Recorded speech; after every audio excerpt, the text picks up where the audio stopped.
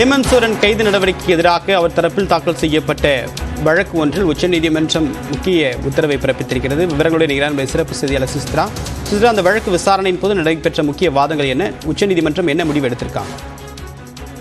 அமலாக்கத்துறையினுடைய கைது நடவடிக்கைக்கு எதிராக உச்சநீதிமன்றத்தில் ஜார்க்கண்ட் முன்னாள் முதல்வர் ஹேமந்த் சோரன் தரப்பில் புதிய மனு ஒன்று தாக்கல் செய்யப்பட்டது. உச்சநீதிமன்றத்துடைய சிறப்பு அமர்வில் இன்று அந்த வழக்கானது விசாரணைக்கு எடுத்துக் கொள்ளப்பட்டது. நீதிபதி சஞ்சீவ் கண்ணா தலைமையிலான இந்த அமர்வில் வழக்கினுடைய விசாரணை இன்று வந்த பொழுது இந்த விவகாரத்தில் உரிய உத்தரவுகளை பிறப்பிப்பதற்கு முதலில் உயர்நீதிமன்றத்திற்கே அதிகாரம் இருக்கிறது. அதனால் மனுதாரர் அங்கு செல்ல வேண்டும் என்ற ஒரு அறிவுறுத்தலை நீதிபதிகள் வழங்கினார்கள். இருப்பினும் மனுதாரர்கள் தரப்பில் பல்வேறு கோரிக்கைகளும் மிக முக்கியமாக முன்வைக்கப்பட்டது. ஏற்கனவே உயர்நீதிமன்றத்தில் நிலுவையில் வழக்குகள் இருக்கின்றது. இருந்தாலும் இது போன்ற கைது நடவடிக்கைகள் என்பது ஏற்புடையதல்ல.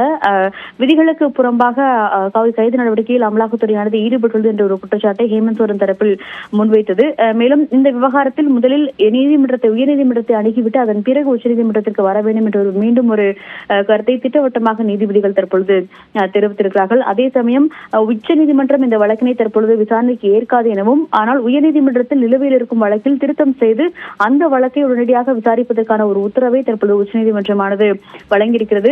இந்த உத்தரவின் அடிப்படையில் ஜார்க்கண்ட் உயர்நீதிமன்றத்தில் நிலுவையில் இருக்கும் ஹேமந்த் சோரனுடைய அந்த கைது நடவடிக்கை தொடர்பான வழக்குகள் என்பது அதனுடைய மனுவில் கோரிக்கையில் வைக்கப்பட்டுள்ள கோரிக்கைகள் திருத்தம் செய்யப்பட்டு உடனடியாக அந்த மனுக்கள் என்பது மெரிட் அடிப்படையில் விசாரிக்க வேண்டும் என்ற ஒரு உத்தரவை தற்பொழுது உச்சநீதிமன்றமானது பிறப்பித்திருக்கிறது. இதனையடுத்து வழக்கினுடைய அந்த மனுவை மனுதாரர்கள் தரப்பில் திரும்ப பெறப்பட்டதை அடுத்து தற்பொழுது வழக்கினுடைய விசாரணையும் தற்பொழுது முழுமையாக முடித்து வைத்து உச்சநீதிமன்றமானது உத்தரவை பிறப்பித்திருக்கிறார்கள்.